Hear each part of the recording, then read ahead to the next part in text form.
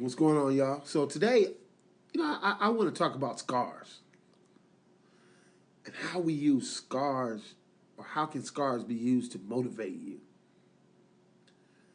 A lot of times I'm talking to young men and young women and people who have some real deep emotional scars.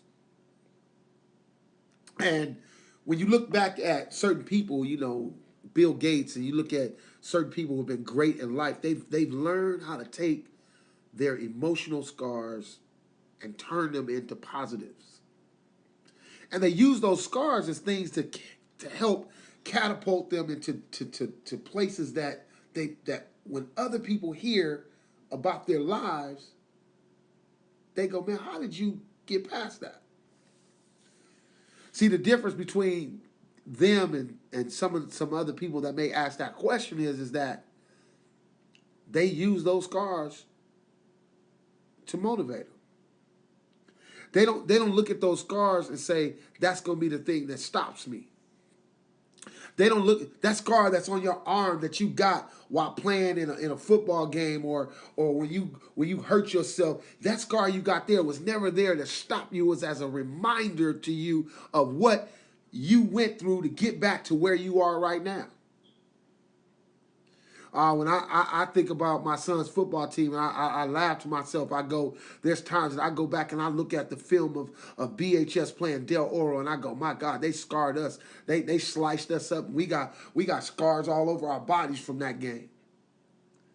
And I think about those sophomores who are now juniors, those juniors that are now seniors, those guys. Like, do you really look at those scars? Did those scars carry you through the summer and through the spring? And now when you coming up on your first game, do you go back in that game and go, ooh, I don't want that to happen? Or do you go, you know what? I owe some people for the scars that are on me right now.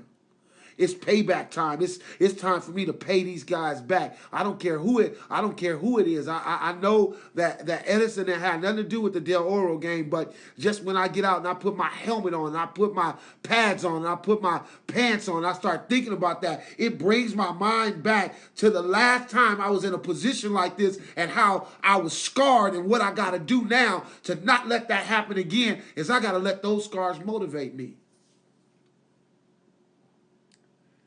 What you gonna do with the scars from the last time you played in this game? Somebody said, "Well, I wasn't in that game." Yeah, but you were in the game. You were in the game the week before, and you lost to Liberty. You were a freshman. You said, "I wasn't in that game," but you lost. You lost to Liberty. You lost to the team a week prior, and now you got pulled up, and you want to wear the ring that everybody won, but now you got to take the pain and the cuts and everything that everybody else took. Oh, now, what your scars gonna do for you now? See, they say a scar, the definition of a scar is a mark left on something following damage of some kind. Woo, we were damaged. But now, how are you going to deal with it? How do you take those scars and say, okay, it's game time? Scars are not put on your body. They're not left there to kill you.